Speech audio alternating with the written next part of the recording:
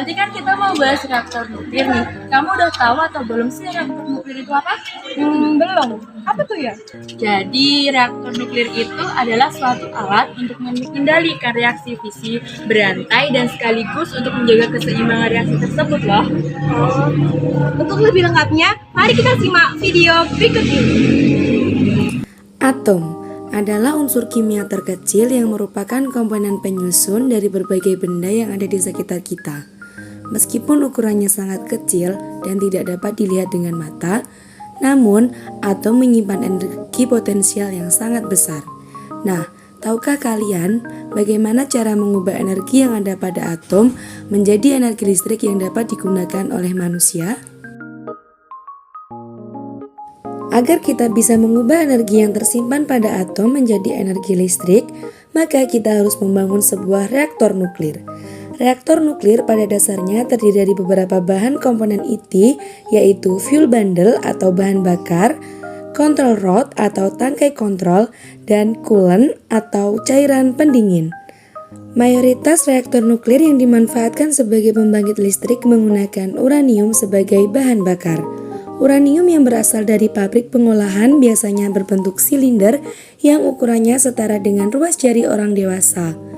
Satu silinder uranium ini memiliki energi potensial yang setara dengan 800 kg batu bara atau 560 liter minyak bumi. Silinder-silinder uranium yang disebut sebagai fuel pellet kemudian disusun menjadi fuel rod. Dan fuel rod kemudian disusun menjadi fuel bundle. Fuel bundle inilah yang kemudian dimasukkan ke dalam reaktor. Setelah reaktor terisi dengan fuel bundle, maka tahap selanjutnya adalah memulai reaksi nuklir dengan menembakkan neutron melalui neutron generator. Neutron yang ditembakkan kemudian akan menabrak nukleus atau inti atom uranium dan membuat atom uranium tersebut menjadi tidak stabil. Atom uranium yang tidak stabil kemudian akan terbelah menjadi dua atom yang lebih ringan. Terbelahnya nukleus atom disebut juga sebagai reaksi fisi. Selain menghasilkan dua atom yang lebih ringan, reaksi fisi juga melepaskan 3 neutron bebas, energi panas, serta reaksi alfa, beta, dan gamma. 3 neutron bebas yang dihasilkan dari reaksi awal akan menabrak atom-atom uranium di sekitarnya hingga akhirnya terjadilah reaksi nuklir berantai atau yang sering disebut nuclear chain reaction. Apabila tingkat reaksi fisi tidak diatur dan fuel bundle tidak didinginkan, maka dalam waktu sangat singkat inti reaktor pun akan mencapai suhu yang amat sangat tinggi.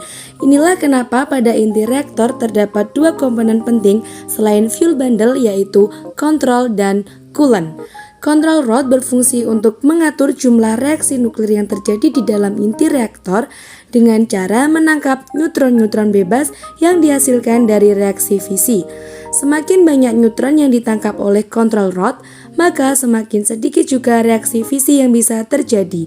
Sebaliknya, apabila control rod tidak ditarik maksimal, maka neutron-neutron hasil reaksi fisi akan bebas bergerak dan jumlah reaksi nuklir pun akan meningkat.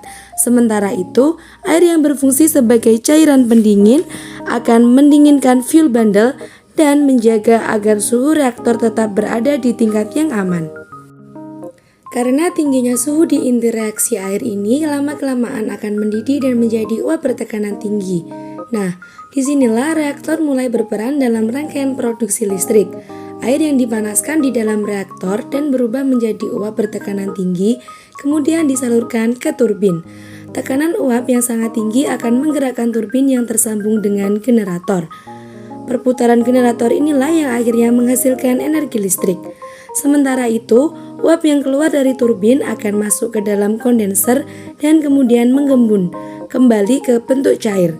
Air yang terkumpul di kondenser kemudian akan dipompa kembali ke inti reaktor.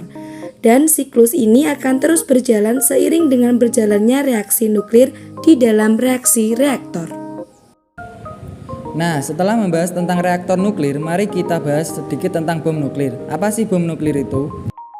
Bom nuklir adalah sebuah senjata pemusnah massal yang mendapat tenaga dari reaksi nuklir dan mempunyai daya ledak yang sangat tinggi.